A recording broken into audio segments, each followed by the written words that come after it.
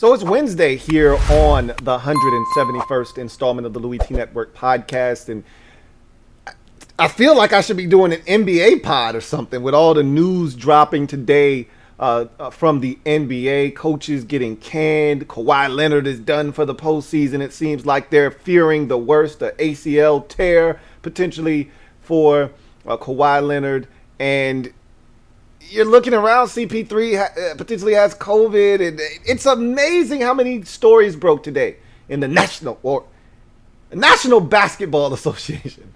However, this is an NFL show, and the only thing I keep hearing about right now is, hey, where my bread at?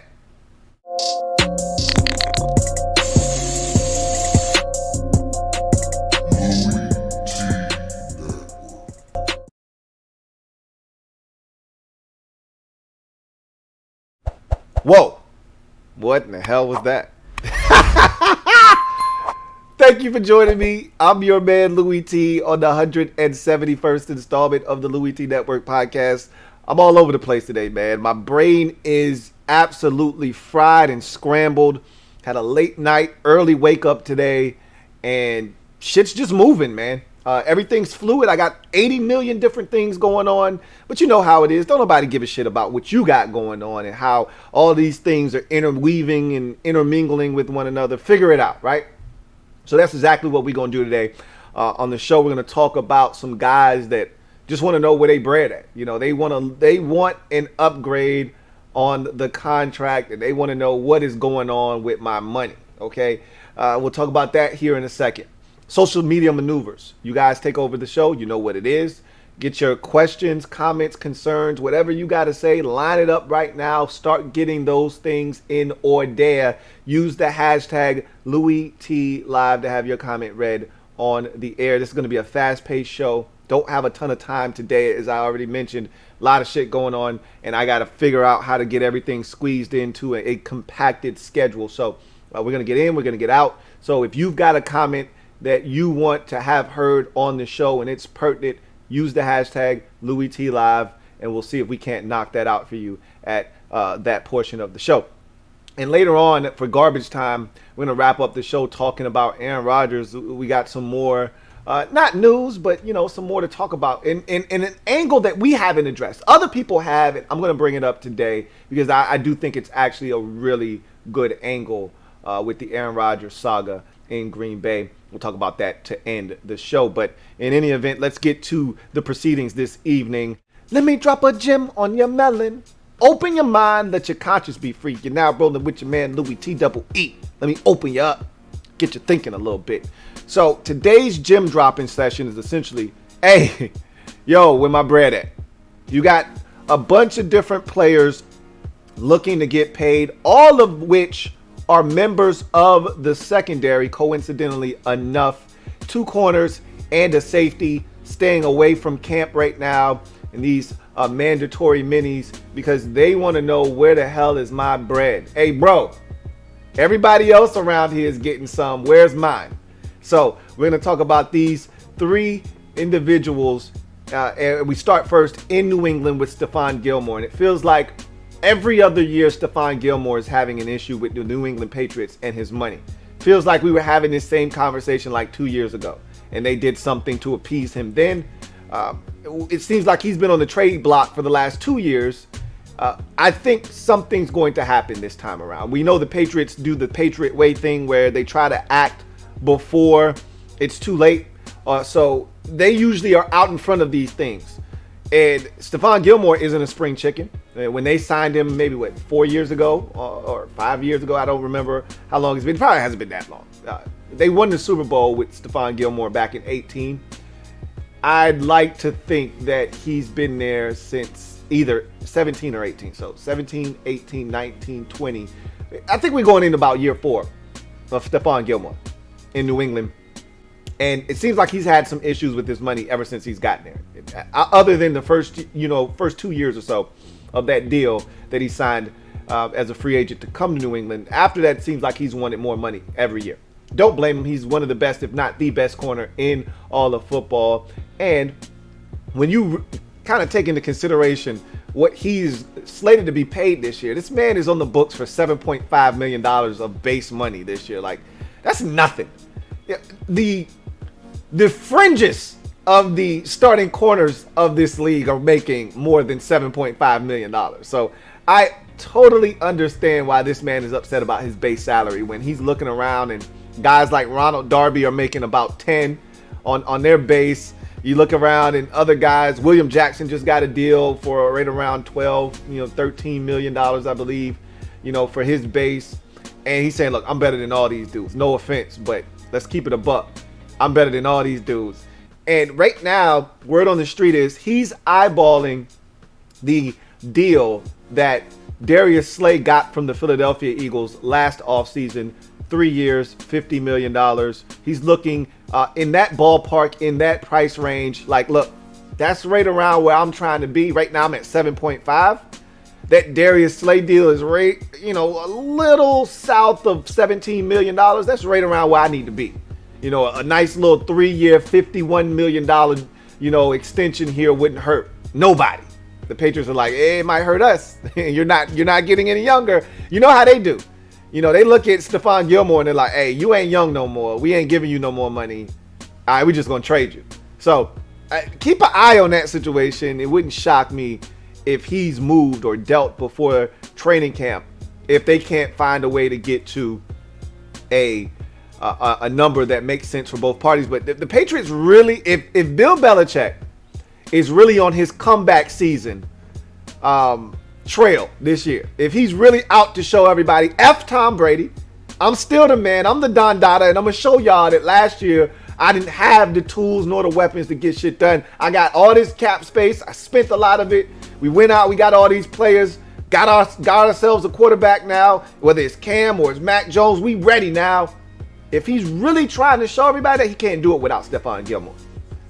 I've always said that Bill Belichick's defense is always at its best when he's got a lockdown corner. You go all the way back to Ty Law and you just work your way up. Whether it's Darrelle Revis or it's Asante Samuel or it's Aqib Talib or now Stephon Gilmore, his defense doesn't work if he doesn't have one of those guys. So between Gilmore and J.C. Jackson, they've got a hell of a duo there. If you take him out of the mix, him being Stephon Gilmore, this ain't the same group. So I really think that they're going to have to figure out something. And they got enough cap space. They got plenty of cap space to make this guy happy if they so choose. But that's not the Patriots way. The Patriots way is to ship this dude off for a future first-round pick from somebody and keep the party going. That's the Patriot way. Like, let's get out in front of this thing. I don't know how old Gilmore is. I'd venture to say he's 28, 20. No less than 28. I would guess 29. Right now, if I had to guess, I'd say he's 29 years old.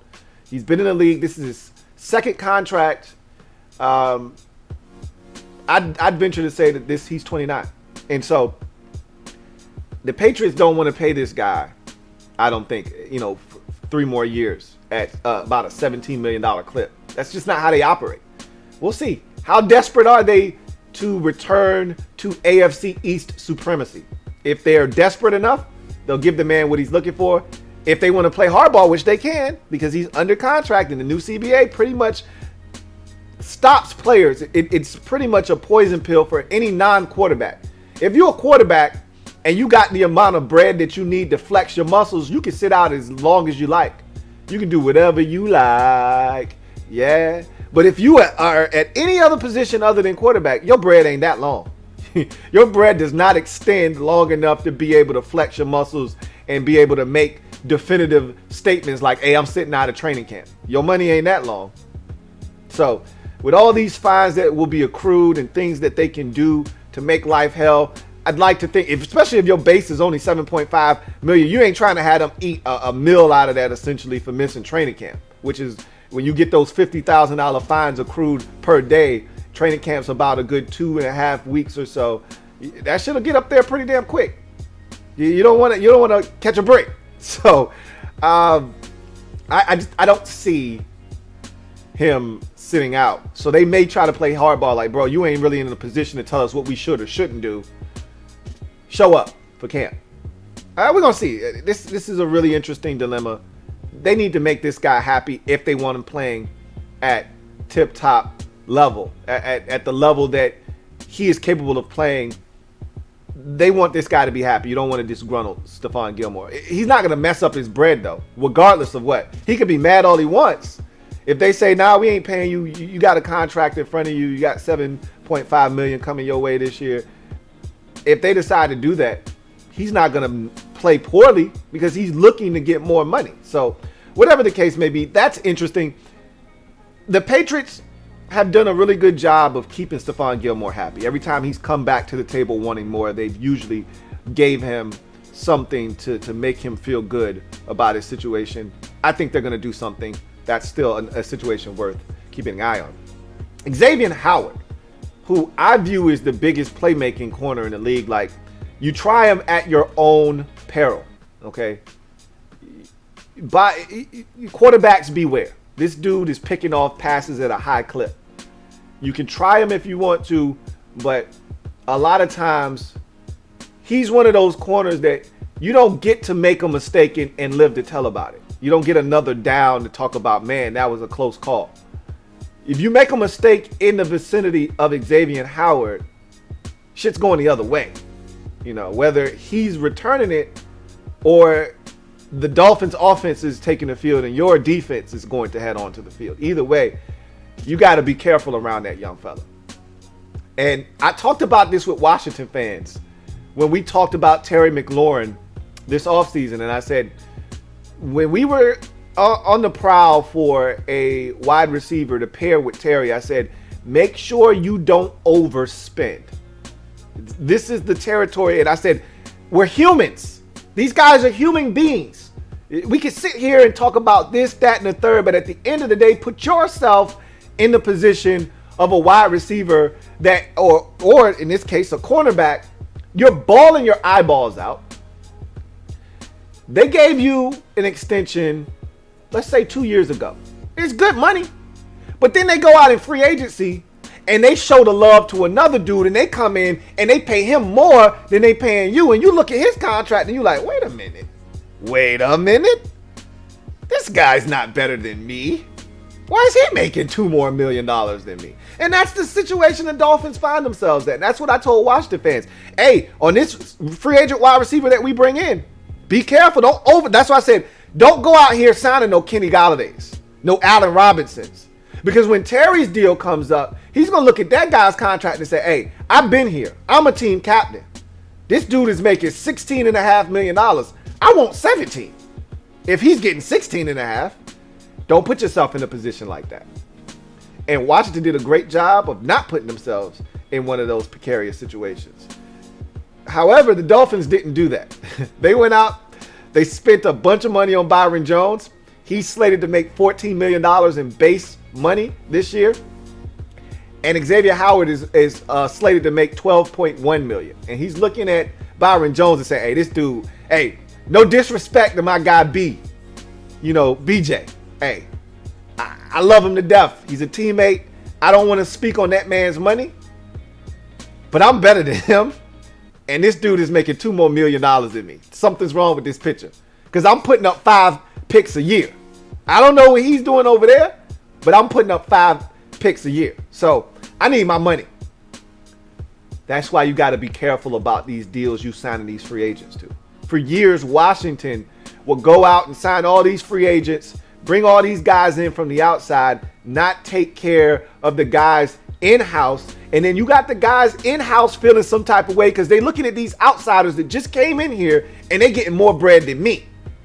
That picture's real funny to me. Everything right now is looking really, really funny. Really weird. Some really spooky shit like you see in a movie. You know what I'm saying? Xavier Howard's like, yo, I appreciate what y'all have done for me to this point, but I need my money, man. This guy can't be making more than me. Look, the Dolphins put themselves in this position. They're going to have to fix it. And their head coach, Brian Flores, says, hey, we know the situation. We've been in contact with Xavier and his agent. And Xavier just changed agents because he was like, nah, this shit can't fly, man. I need a new agent to negotiate me a new deal that's going to get me more money than my counterpart on the opposite side. So they see the situation. They know what's going on. It's a fluid situation. I surmise that X will be back in the fold in Miami because he's too valuable to that football team. Defensively and as an overall team, they can't function without Xavier Howard. When he gets injured, their defense is totally different. They need him on the field. I think they acknowledged that already. And Brian Flores, coming from New England, he totally understands how important it is to have corners that can ball, which is why they went out and got Byron Jones, which is why he knows I got to make sure Xavier Howard is happy. They're going to figure it out. But right now, he's like, hey, where my bread at? And then finally, this one makes little to no sense to me because the Seahawks knew what they were signing up for when they traded 2 first-round picks and a boatload of other things, Bradley McDougald and all kinds of other things. I think they threw in a 3rd-rounder as well, whatever the case may be. They did a whole bunch to get Jamal Adams on board in Seattle. And the reason he wanted out of New York was, one, he didn't like the environment there. Nobody did, before they changed things up this offseason. Everybody wanted out. But 2, he wanted an insane amount of money, and the Jets weren't looking to pay him that. And 3, he was tired of losing. So there was a lot of different things, but let's not sugarcoat things. Money was probably at the top of that list. He felt disrespected because the Jets hadn't ponied up yet. So the Seahawks step in. They see an opportunity. They grab Jamal Adams. He's happy. He makes it to the playoffs for the first time in his career. He also notches 9.5 sacks last year. He also was mediocre as hell in coverage and got his ass smoked more than a few times. But he's like, hey, forget about all that. I got 9.5 sacks and I'm a playmaker. I make shit happen. Pay me my money. And so he's like, hey, first of all, let me get a 20-second. I need y'all to understand where I'm coming from. I'm not one of these pay me the highest safety amount in the league dudes. I'm not one of those guys. I'm not just a safety. Don't try to pay me Justin Simmons money. Justin Simmons just signed a deal that's got him making right around $16 million per year. He got his bread in Denver this offseason after being franchise tagged 2 straight years. Jamal Adams is looking at that contract and saying, hey, that's cute. But that ain't me, though. I'm a playmaker. I want $20 million a year. I want to be like the quarterbacks and these edge rushers and Jalen Ramsey and shit. I want that kind of money. There are 10 defensive players in the league making $20 million or more base salary per year. All of them are either interior or exterior pass rushers, defensive linemen, and Jalen Ramsey. Those are it. So if you either had to prove that you could get pressure from inside, like an Aaron Donald, or you got to be bagging quarterbacks at a high rate from the outside, like a Joey Bosa. Either way, you got to be either getting to the quarterback, or you got to be stopping the quarterback from completing passes like Jalen Ramsey. And he said, hey, well, I check off both of those boxes. I get to the quarterback. I had 9.5 of them things last year. And I'm a dynamo in coverage. And the Seahawks are like, hey, I don't know about that last part. But yeah, you a difference maker. But you a safety, though. He's like, I'm not a safety. He says, I'm what you call a defensive weapon. Like a playmaker. I make shit happen. Pay me as such. And the Seahawks are like, bro, there's no actual position called defensive weapon. You're a safety. And the highest paid safety in the league is Justin Simmons at 16 per. Why can't we pay you 17? Because he's like, I'm not that guy. So they're at an impasse. And I'm looking at the Seahawks and I'm saying, hey, you already knew. You already knew when you went and got this dude that he was talking crazy. He was talking greasy. His lips had all kinds of chicken grease on it. He was talking greasy. Before you traded for him, you knew what you were signing up for.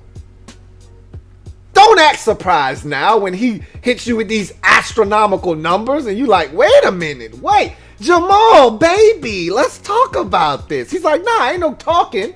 You already knew where I stood. When I got here, I told y'all what I was trying to do. I went out and got you 9.5 sacks. Run me my money. Hey, where my money at? Where my bread at? And then to make matters worse, he's looking up at different dudes getting broken off this season.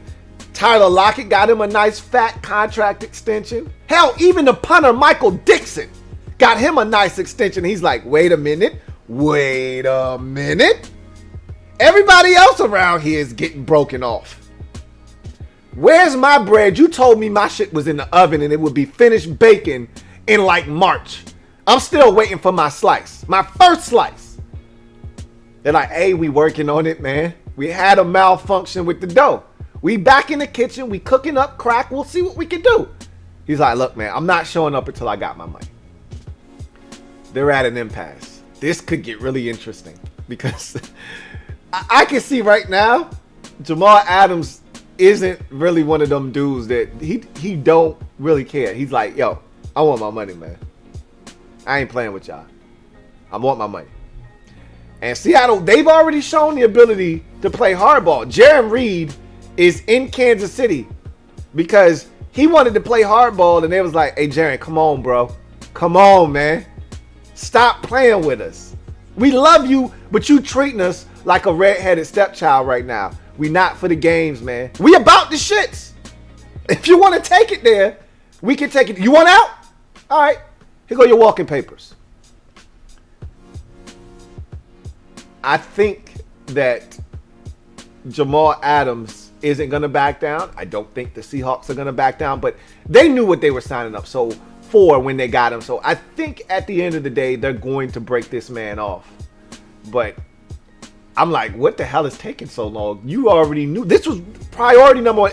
This was like the Jalen Ramsey deal with the Rams. Like, when they traded for him, you're like, hey, you give up 2 first-round picks. That dude is definitely not going anywhere. When it's time for that man to get new money, they're going to break him off. Because what you gave up to get him says, hey, I'm breaking you off. Whatever it takes to get it done, you getting that from us. That's how highly we see you and think of you as a player. Same thing with Jamal Adams. So I assume this is just an educational guess. Okay? An educated guess. They're going to break him off something proper. And the numbers are going to be astounding. Do they have that kind of bread? I don't know. But I'm assuming that they got it somewhere. If they don't, they're going to have to make some space for it because I think Jamal Adams is serious about getting his money. He was serious in New York. And you know, this dude he is definitely willing to do whatever it takes. Whether that means take the socials, get real belligerent. He's a kicking and screaming type of dude, you know. So we'll see how that situation ends up. But all 3 of these dudes are like, hey, my bread at, man. Stop playing with me. Where my bread at? We'll see if all of them, or none of them, or 1 or 2 of them get their money. So let's transition to our next segment, social media maneuvers. I'm a midday marauder. If y'all are out there, do me a huge solid at this moment and subscribe to the Louie T Network for more great content. Turn on your notification bell so you don't miss a thing, and also hit the like button. Currently, there are over 80 of you out there, only 21 likes. I feel like Keith Sweat right now, and I don't mind begging. Please hit the like button. I have to do this too often with y'all on the podcast. I feel like this should be something that I shouldn't even have to bring up. I should just look down and there should be 80 to 100 of y'all and there should be 50 likes. Instead, we got to have this song and dance every time. It's 80 to 100 of y'all and it's only 20 something likes. Come on, man. Come on. Why? I ain't too proud to beg. I already told y'all that. Anyway, I digress. If you're out there, you have a comment that you want read, here's the time to do it. Use the hashtag LouieTLive to have your comment read on the air if it is pertinent. If you want to jump straight to the front of the line, super chats are the way to do it. We'll get to as many of these as we can. There is no guarantee that I will get to your comment. I'm just telling you right now, we're going to get to as many of these as we can. But if you want to ensure that I get to your comment, super chat is the way to do that. But I can't guarantee you we'll get through all of these, but we'll get through as many of them as possible. So with that said, Rich says, where did the Pippen love come from? What are you referring to? Oh, my love for Scottie Pippen. I think it really stemmed from his game, how he played the game.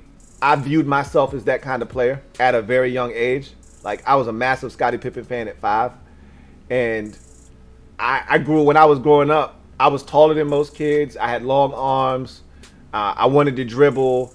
I wanted to shoot. I wanted to be a facilitator. And I was a hell of a defensive player. So everything that I saw in myself, I saw in Scottie Pippen. And everybody was gravitating to Michael.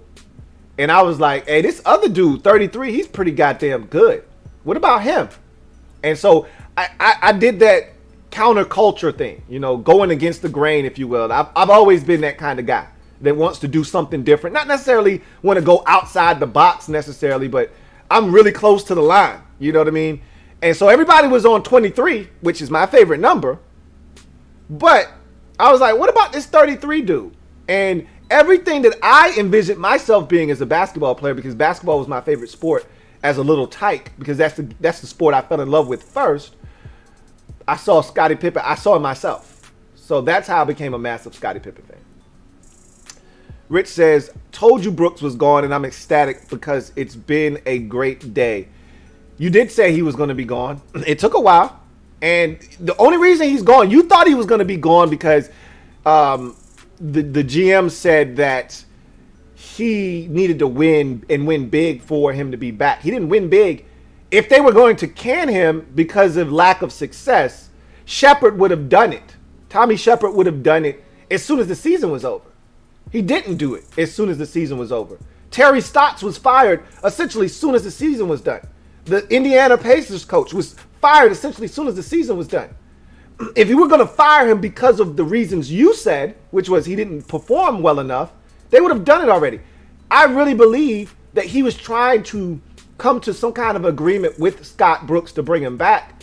But Scott Brooks saw himself in one light, and Tommy Shepard said, for what you've done with this organization right now, I see you in this light, and the numbers just didn't jive for Scott Brooks. So he said, all right, well, we're going to agree to disagree, and I'm going to move on. And they parted amicably. But either way, I know you don't care. You just wanted him gone. He's gone. And I tell you this all the time. I tell the young youth of America, don't quit your job unless you got another one lined up. All right, who you going to hire? You think that this Wizards job is really coveted. Yeah, there's only 30 of those things in the NBA, but NBA coaches are like disposable cups. You throw that shit away and get another one. So I don't know who you're going to hire. It's a players league.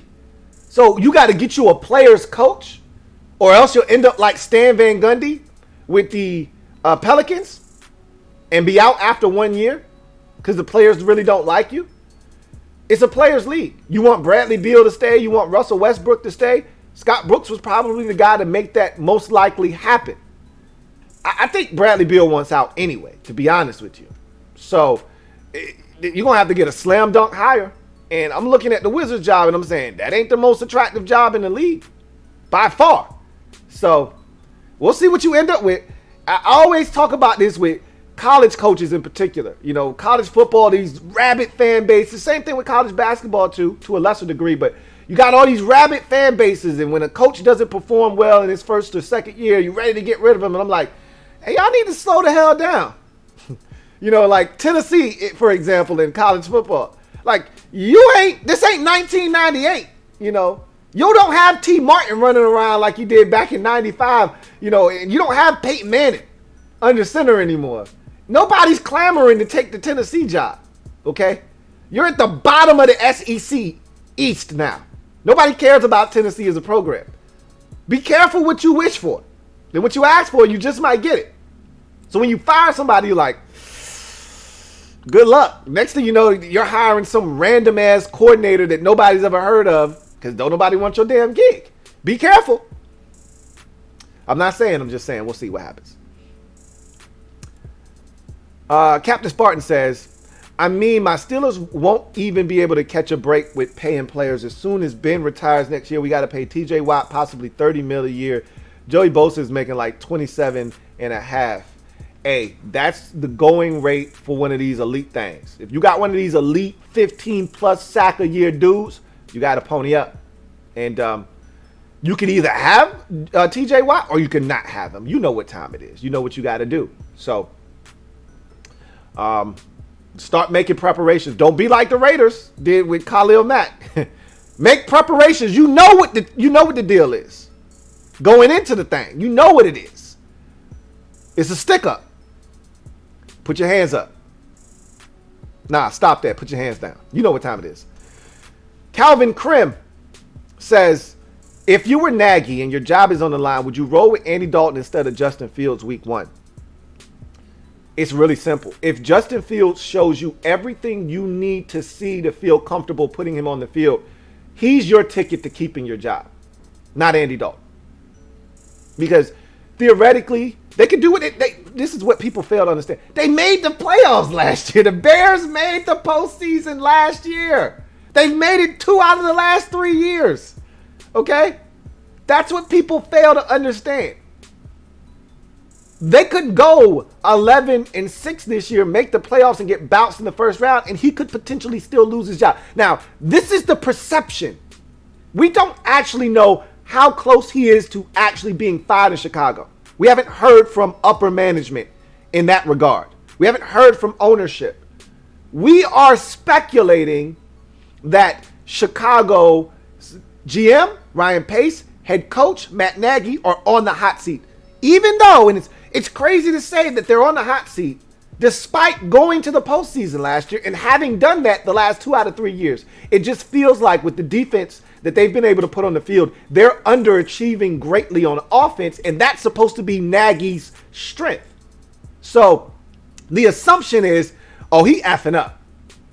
He got to go. We talked about this as Washington fans. We talked about this when Jay Gruden was hanging on by a thread. Slow down, cause I can't take the heat. Slow down. We were talking about Jay Gruden and how if he really wanted to keep his job, the best thing he could do was show, hey, I'm the best man for the development of Dwayne Haskins. If you really want to keep your job, the best way to do that is to show, hey, this young fella is in the best hands with me. Andy Dalton is a veteran. He signed a 1-year deal. You could go and Andy could carry his ass next year in the offseason. Both of y'all can go. We can start this thing anew. Find us a coach that loves Justin Fields, and we'll start this shit all over again next year. That's the worst thing you could do to a young quarterback, but it could also be the best thing that could happen for a young quarterback. See Jared Goff. Remember, we all thought he was ass after year 1 with Jeff Fisher. We all thought, hey, Mitchell Trubisky looks like he stinks. And some of y'all be like, hey, Mitchell stinks. Okay, touche. I got nothing. You know, I'm a Mitchell Trubisky guy. However, I will acknowledge that Mitchell hasn't been great. I don't think he's always been put in the best situations either, but that's nor here nor there. Bottom line is, John Fox, year 1 of Mitchell Trubisky in his rookie season, we thought Mitchell stunk because John Fox, not an offensive guy. Jeff Fisher, year 1, Jared Goff, thought he stunk. Jeff Fisher, not an offensive guy. So you bring in a new guy, and that guy hits the ground running with the young quarterback, and it's a match made in heaven, and you never know what could happen. But if Matt Nagy wants to save his job, the best way to do it is to get Justin Fields in as soon as possible, show growth with him in your system, and you run to management with that and say, hey, look, this kid is growing. You see it. This kid is taking leaps and bounds under my tutelage. You give me another year with him, and I'm going to show you something. That's how you keep your job. Andy Dalton's not going to do that for you. Because you could go 10-7, miss out on the postseason with Andy Dalton, and get canned. That doesn't do you any good. So, for me, it'd be start Justin Fields. But again, Fields has to show you that he's ready, because if you put him out there and he's a disaster, you might not make it through the season. Okay? It could backfire in a major way. So you have to make sure that he is totally ready for everything that's going to be thrown at him. And if you can't make that declaration come week 1, really you need to be able to make that declaration preseason game 3. You need to be able to say, hey, this kid's ready. If you can't already feel that going into the 3rd preseason game, then he's probably not ready to be your starter week 1. But that's the best way to go about it, honestly. Captain Spartan says, he said, would Bill be spiteful enough to trade Gilmore to the Saints to help them beat Brady? I know they have no cap space, but still. No. That you just said the magic phrase there is that they'd have to do some wizardry with the cap. I told you they were the second worst. They were the worst cap situation in the league. I think they were at like $200 and something thousand worth of cap space, and then the Falcons were at 300 and something.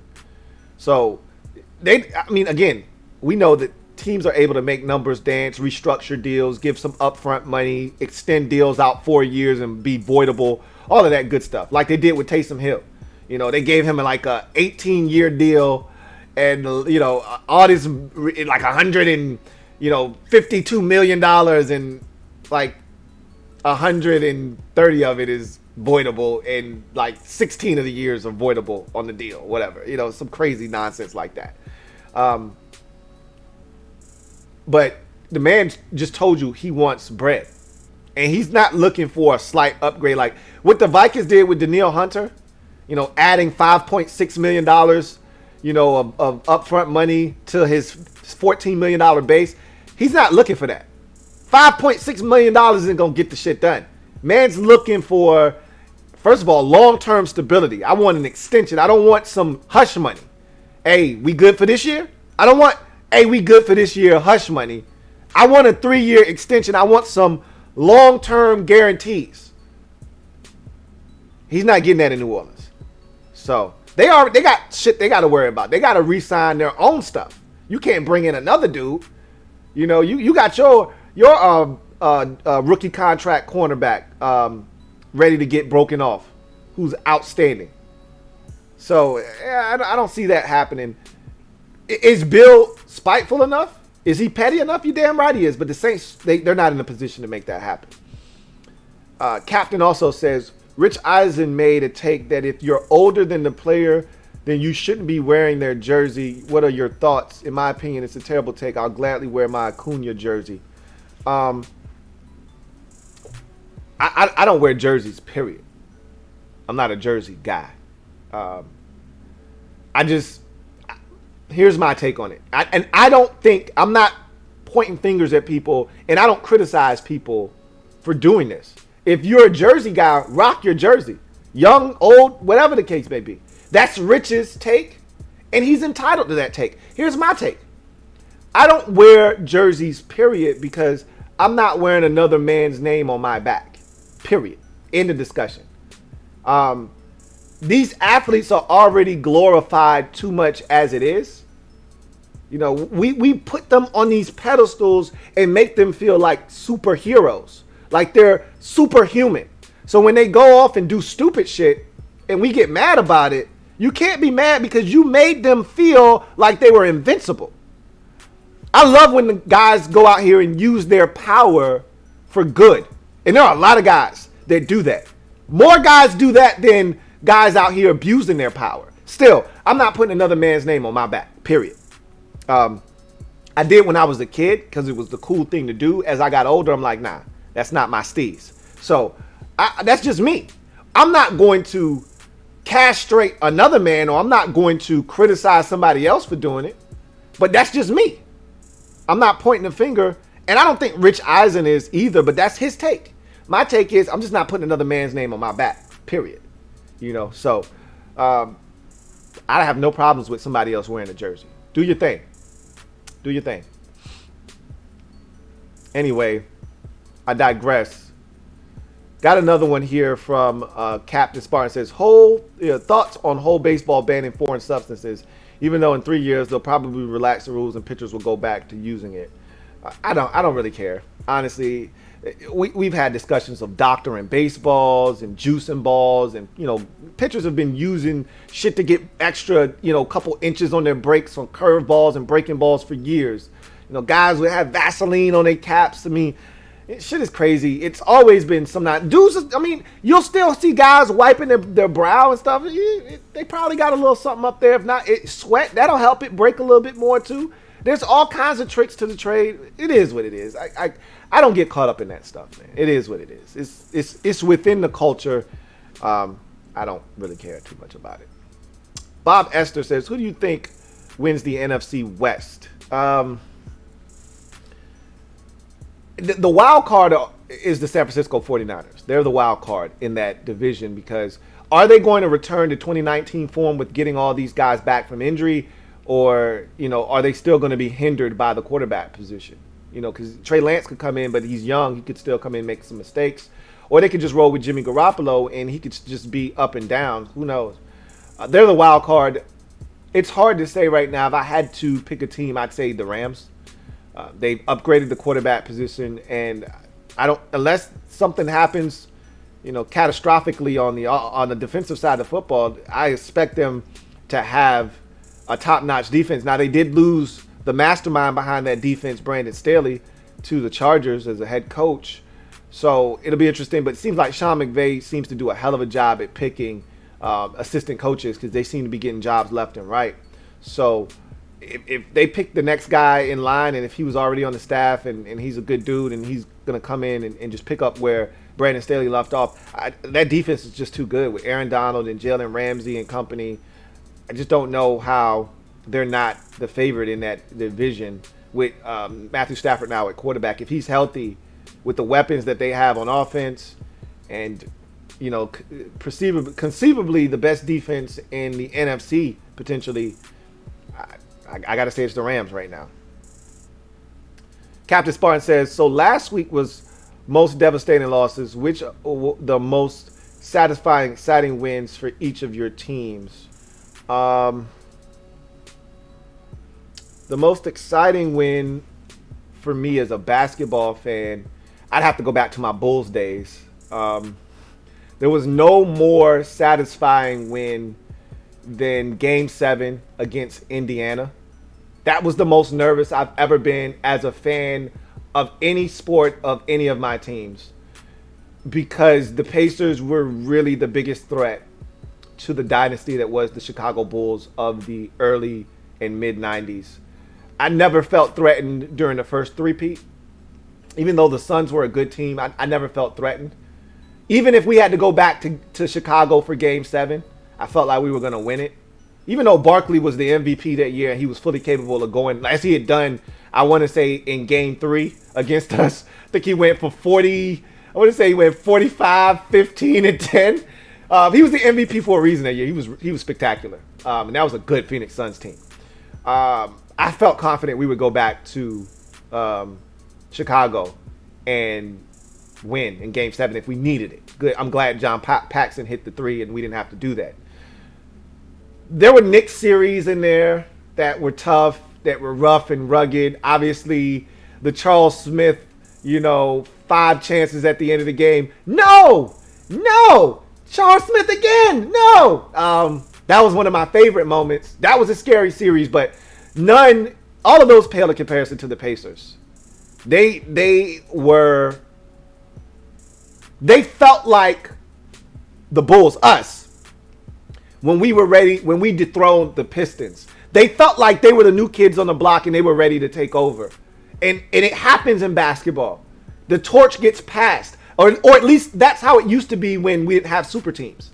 Is that the new young kids on the block would come and they would take over. And it would take them a while, and they got to take their lumps. But they would take their lumps. The Celtics started, and then the Pistons had to take their lumps, and then they took over from the Celtics. And then we took our lumps from the Pistons, and then we had to take over. We took over the mantle, and we snatched it away from them. And I thought the Pacers were ready. they weren't young. Jalen Rose and Travis Best and Mark Jackson and Rick Smits, the Davis brothers. They were good though. Reggie Miller, obviously. It felt like they were ready to take our title from us, and I wasn't ready to give it up. And I was scared. I'm not gonna lie. I was as nervous as I've ever been in that Game 7. And when we pulled that out, there was this sigh of relief, and I ran around the house like, and we hadn't won the championship, but I felt like if we could beat the Pacers, there was no way Utah was beating us. I just felt that way. So, yeah, that was my most satisfying win as a fan ever for any sport. Now, for Washington, I mean, I enjoyed the Super Bowl, but I was 5, so. I mean, I knew what was happening. I ran around the house in my Washington helmet and my ripping jersey and pants. It came in a whole little set. But, I mean, to actually know what the hell was going on, I would say that the most satisfying win was probably the Dallas Week 17 win in 2012, which is sad. I really enjoyed the 2005 season. The win at Tampa Bay was fun, but we didn't score any points offensively. We were terrible offensively in that game. I really enjoyed the win against Dallas in 2020. That was really satisfying. Alfred Morris going for 2 bills. Robert playing well. All the marbles being on the line. Sending Dallas home.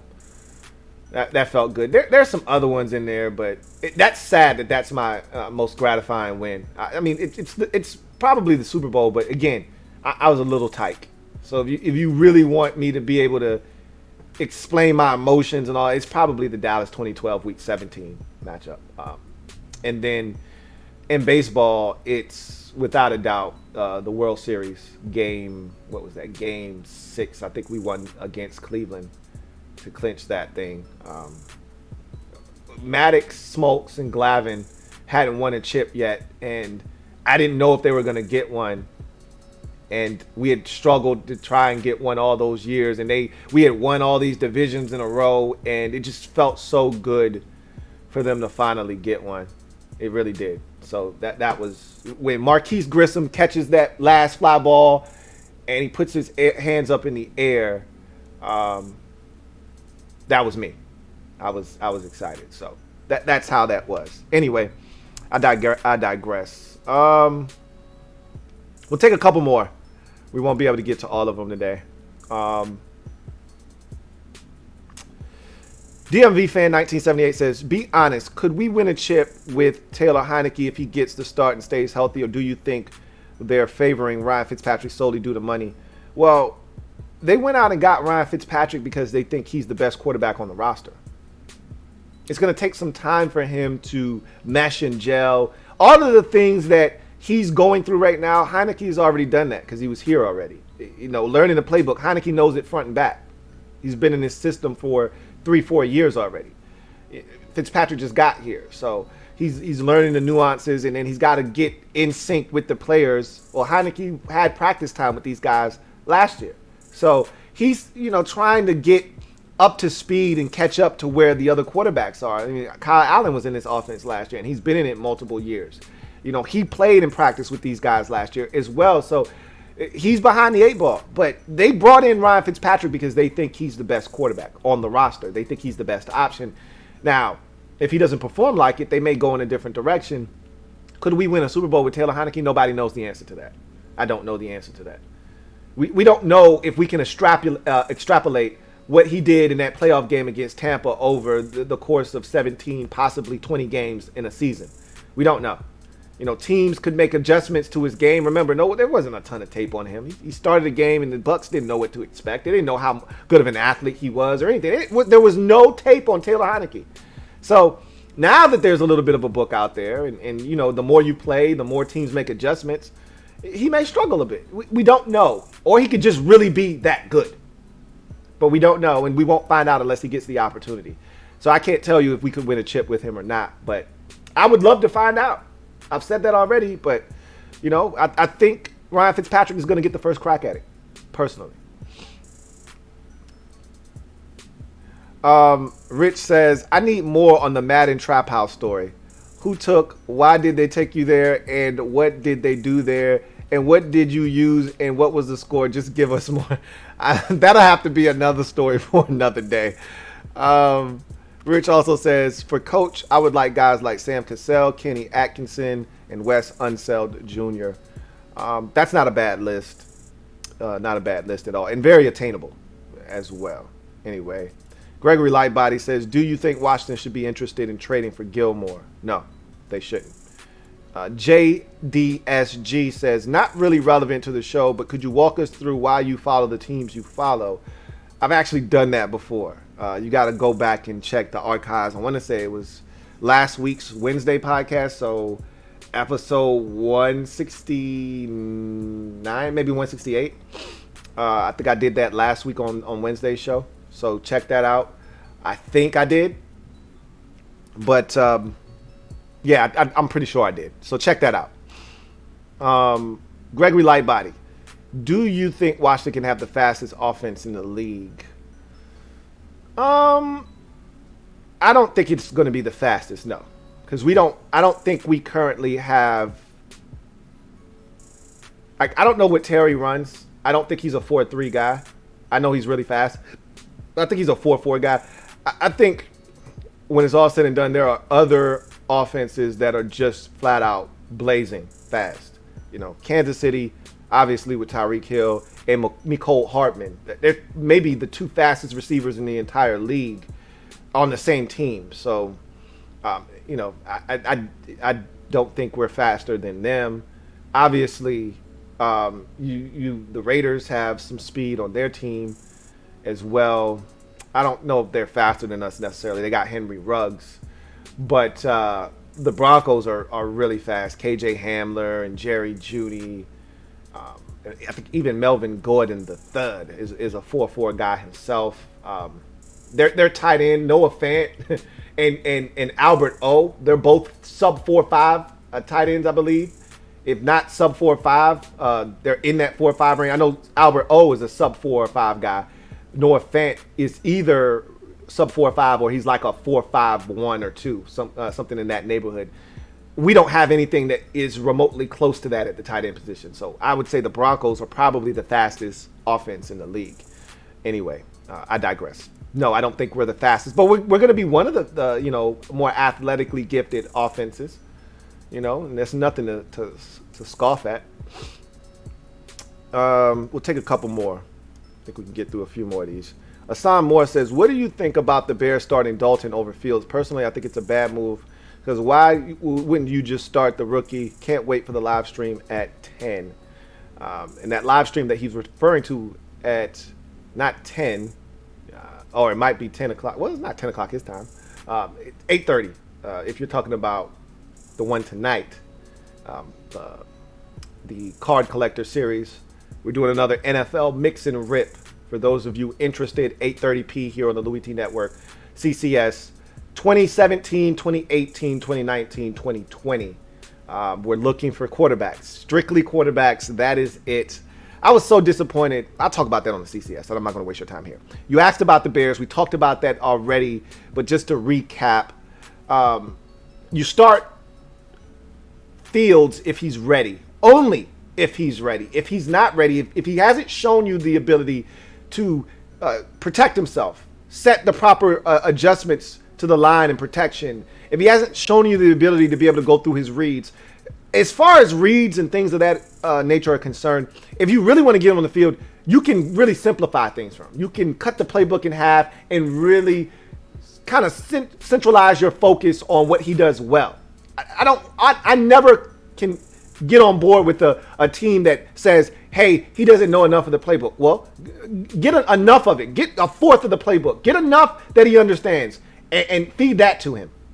You can get a guy on the field. If he can't protect himself, if he can't set protections, if he can't see that a cat blitz is coming off of his left side and set the proper adjustment, if he can't see that it's a double A gap blitz coming in, he needs to adjust the protection. If he can't set protections correctly and get out of bad plays, if he can't see that a run blitz is coming from the left side and the run is going to the left side, and change that to the right side and change the run to the right, he can't play. So that's really what it boils down to, is if he can do all of the things that he needs to be able to do to help the offense run effectively and efficiently, then you put him out there. There's no need to delay or hesitate. But if he's not ready, and that's the thing, you don't want to scar a young quarterback by putting him out there before he's ready and then turning him into damaged goods. If you feel like he's not ready, then you don't put him out there. I got a super chat here from 804 Junie Boy. Thank you for the super chat. Greatly appreciate you, and really do appreciate the generosity, 804 Junie Boy. Really do appreciate you. Thank you so much for your support. My guy, 804 Junie Boy, writes, "What's good, Lou? Finally caught you live. Will there be full attendance at FedEx this year? Do you plan on catching a game?" So they have announced that FedEx will have fans in the stands, and I do believe that there will be full attendance. Let's check. You asked the question. Let's find out right now. Will there be full attendance at FedEx Field? And the answer is at full capacity, and yes, they will. Washington football team could play in front of a full capacity stadium this year. That is the goal. That is what they're striving for. I think that I know they already said that the fans are returning in 2021. I don't think they actually specified to this point what percentage the capacity will be. But I think most NFL teams are going to try to get 100%, because, that's part of the revenue. You get to keep that money if you're an NFL owner. So that money isn't shared amongst the 32 owners. That isn't revenue sharing there. That's your money. So if your state allows for full attendance at these games, you're going to try and make that happen. So I think that FedEx will have full attendance. All 82,000 seats will be available. We'll see what happens. As far as me going to a game is concerned, I don't know. I'm going to be honest with you. I don't really enjoy the game experience at the stadium. I've been multiple times to FedEx Field. It's a nightmare getting to and from. I'm always so busy after the game with other games and then breaking down the game itself. So I don't know if I'm going to go to one or not. I've thought about week 2 against the Giants. It's a Thursday night game. If I was going to go to one, that would probably be the one that I would want to go to, just because it's during the week, and I'd like to think that it'd be a lot easier for me to do what I need to do, getting in and out and things of that nature. But it's still a night game, so it's still going to be a nightmare. I don't know. I'm going to be honest with you. More likely than not, no. I probably won't go to a game, but I wouldn't rule it out either. I would not rule it out either. So thank you for the super chat. Greatly appreciate you. 804 Junie Boy. Thank you once again. So we're going to transition to our final segment of the show. And of course, it's garbage time. And garbage time today. So Jay Glazer, NFL insider for Fox Sports, Jay Glazer, was on the Pat McAfee show. And he talked about the Aaron Rodgers situation. And Jay Glazer said, quote, "Teams should keep calling the Packers about Aaron Rodgers. I know this. He still wants out," closed quote.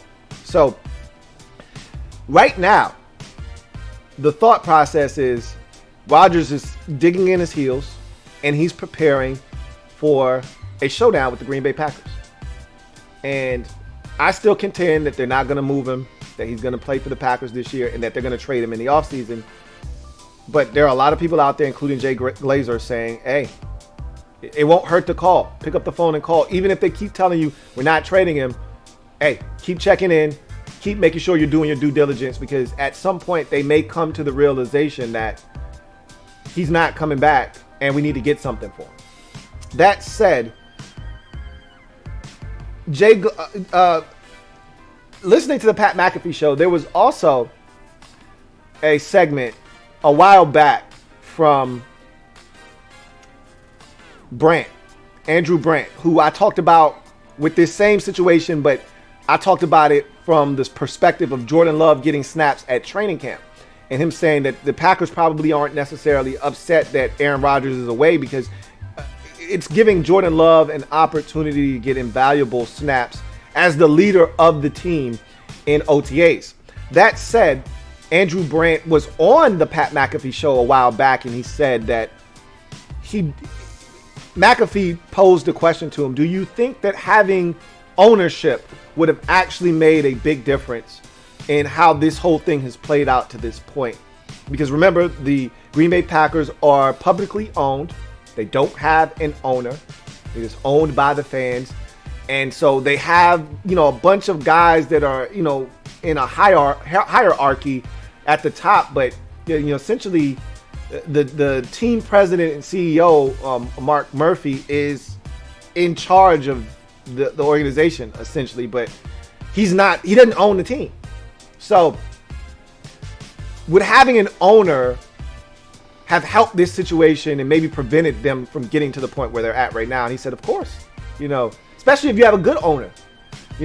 I think about so many situations that have taken place, and I need to go no further than the Patriot situation as I go back into my brain's Rolodex and I start thinking about situations and I go through the catalog and I say, I remember it was the owner, Robert Kraft, that essentially said, no. Because remember, Belichick wanted to get rid of Tom Brady a long time ago and keep Jimmy Garoppolo. And Kraft stepped in and said, no. You're tripping. Okay, Tom's not done. We still got more Super Bowls to win.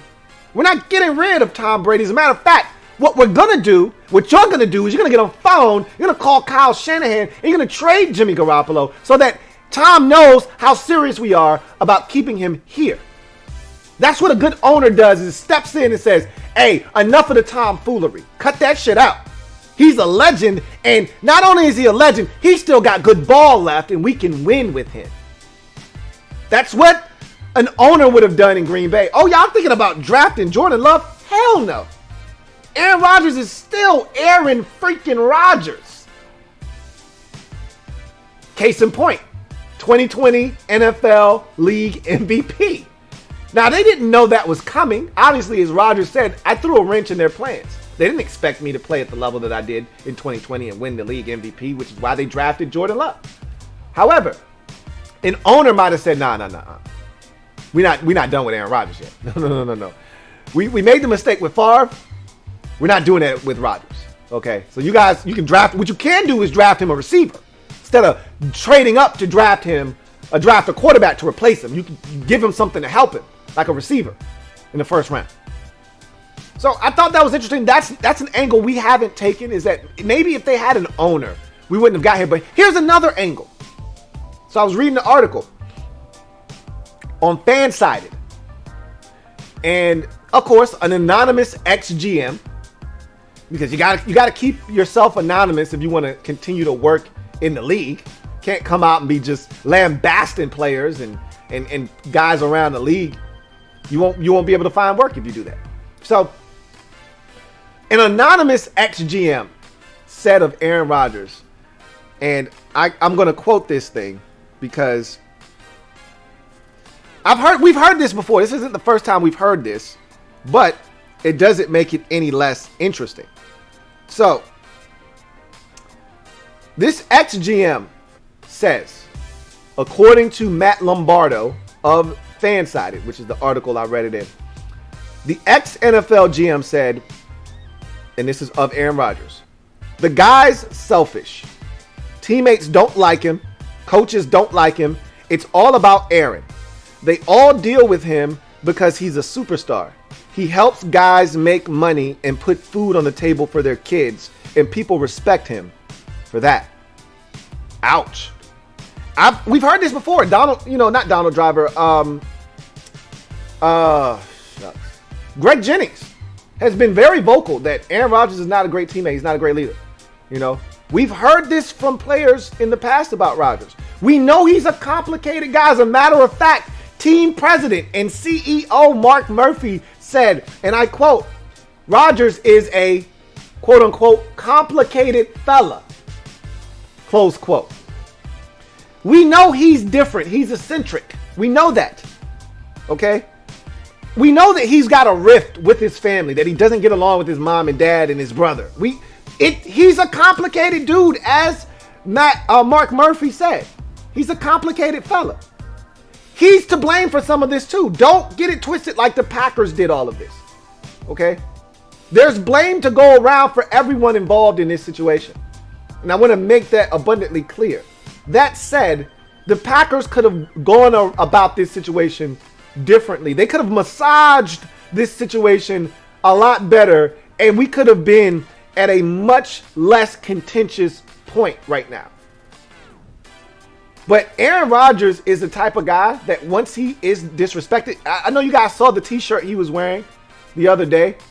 I forget what it said, but that was a veiled shot at the Packers organization. You know what?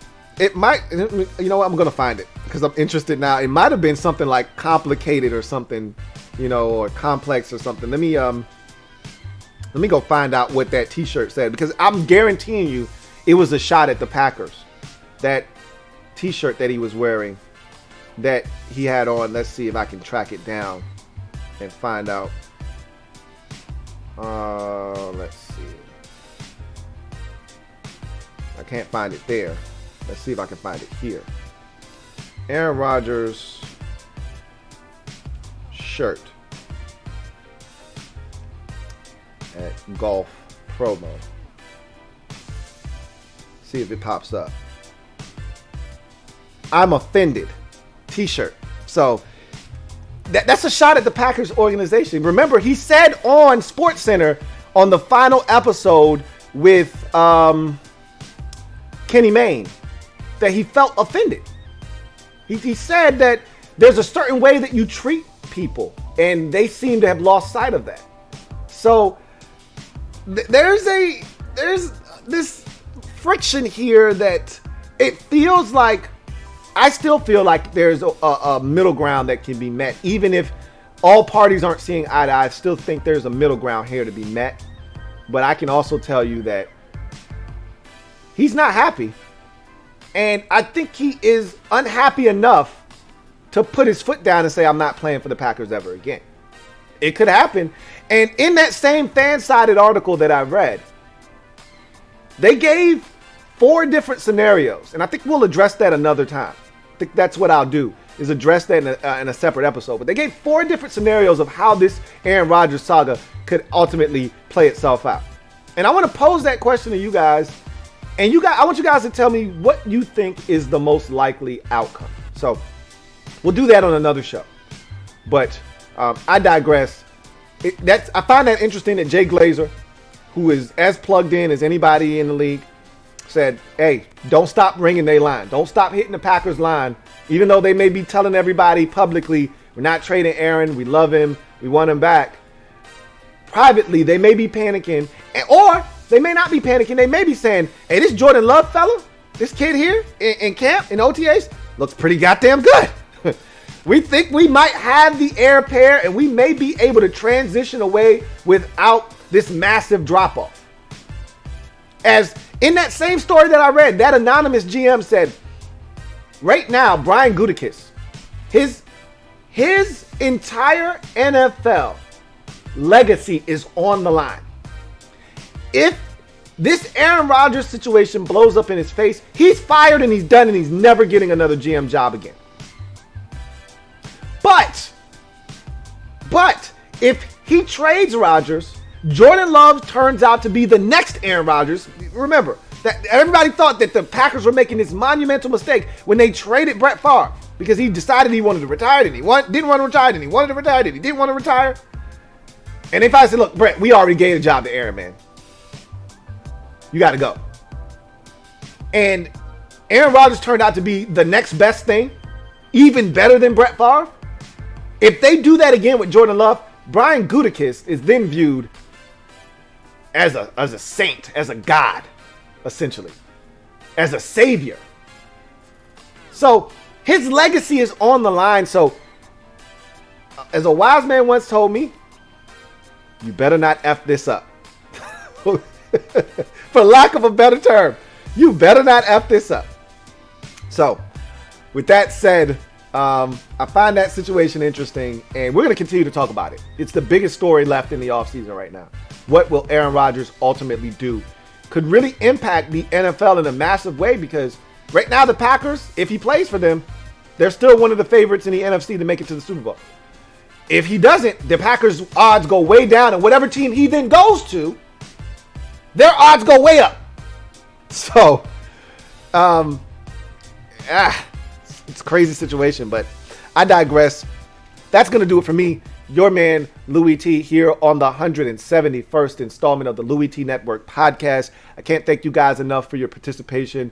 Big shout out to 804 Junie Boy for the super chat. Thank you all for your comments on today's show during social media maneuvers. Big shout out to my mods out there for holding me down and doing what it is you do to continue to keep this thing afloat. Really appreciate your contribution to the show today. And also, if you haven't already done so, please hit the subscribe button, turn on your notification bell so you don't miss a thing here on the Louie T Network, and also hit the like button. I really do appreciate you guys hitting the like button. I'm sorry I had to chastise you, but it was a necessary evil. 100 of you are out there, 71 likes. I really do appreciate that. Now let's get it up over 75, push to 80 before we hit the door. But that's going to do it for me, your man, Louie T. Remember, get off the bench, get in the game, and kick it with me, your man, Louie T. I will be live tonight, 8:30 p. for the Card Collector Series episode. I think we're on 29 now. It's an NFL Mix and Rip 2020, 2019, 2018, 2017. Mahomes, Allen, Jackson, Mayfield, Kyler Murray, and of course Burrow and Herbert. Those are the guys we're on the hunt for. You can sprinkle in a little Tua if you like, but we're going QB hunting. It's hunting season. It never ends on the CCS. But until then, you guys enjoy the rest of your evening. Have a good one. And once again, thank you for joining me, your man, Louie T, on the 171st installment of the Louie T Network podcast. See you guys next time. Louie T Network.